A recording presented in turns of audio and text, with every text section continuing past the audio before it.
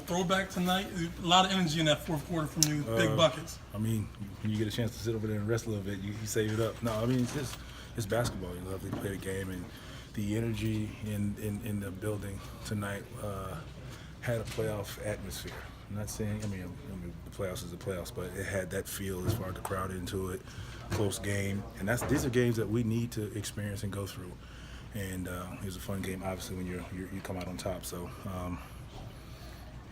I've been there, so I love it. It's fun, and I'm glad Coach gave me the opportunity to go out there and help my team win. What did you see out of your point guard tonight? 24 points, 15 assists, growing up a little bit. Boys, man, just the growing pains. I think I always say this, and we think when you have rough patches throughout a season, I feel like those are the best times to learn and get better. I mean, it's easy to look at film when you have a phenomenal game. It's hard to kind of see the mistakes. You tend not to look at those because you look at the great plays you made. But when you kind of struggle and you just have a rough game, you can kind of take things from that and learn from it. I think Trey has done that.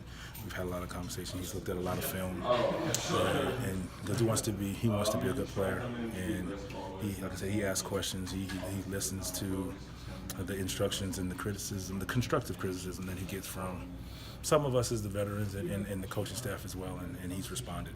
Speaking of rough patches, you guys have had some rough third quarters, but this might be the best third quarter of the season. So was it another one of those Vince Carter halftime speeches that kind of got those guys No, fired up? I mean, we continue just to remind each other of what we're trying to accomplish, and we understand that yes, we have great first halves, and we put ourselves in the hole sometime in first quarters, and we fight and claw back.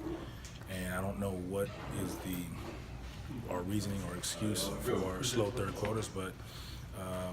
It was great today. Just a lot of energy, and more so than anything, we still made mistakes, but we had our energy. We stayed engaged defensively, and that's kind of been the Achilles heel for us right now. It's just defensively, whether we make the right defensive play or we make mistakes, we continue to play and we continue to play for each other, and don't leave a player, don't leave your brother, your teammate on the island. And it wasn't that tonight. A lot of communication. If we had our different coverages and we were wrong, but they were loud, assertive, and we stuck with it, and we were able to play through it. Vince, obviously see the jersey in the locker. What did that exchange between you and Wade mean? I mean, a lot of years of battling, going at each other for a lot of years, and something we talked about in Miami, just showing like the mutual respect for each other. Still at it for all these years, and obviously he's preparing to ride in the sunset after a great career, Hall of Fame career, and it's a great moment for us both. I think just like I said, just showing mutual respect for a lot of great battles. I know it's not a one-on-one game, but how fun was it kind of going back and forth a little bit there? I mean, that's what, like I said, it all ties into that moment as far as like, I'm sure he can think of a few games that we've gone down, stretched, back and forth at each other, threw around over each other before. So this was just like a great blast from the past for both of us. Talk about the defensive effort. In that final stretch, they didn't score in the last 3 minutes. What did what did you guys do to kind of clamp down on them? Communication. That's what it was. It was just communication and effort. I've always said, offensively early in our first couple of games, up until this point, we allowed our lack of offense or scoring to affect how we play, how we defend. And that wasn't the case tonight. Yes, we were scoring, but I think tonight it was different. Guys were engaged, and we were in a game where we felt we had an opportunity to win.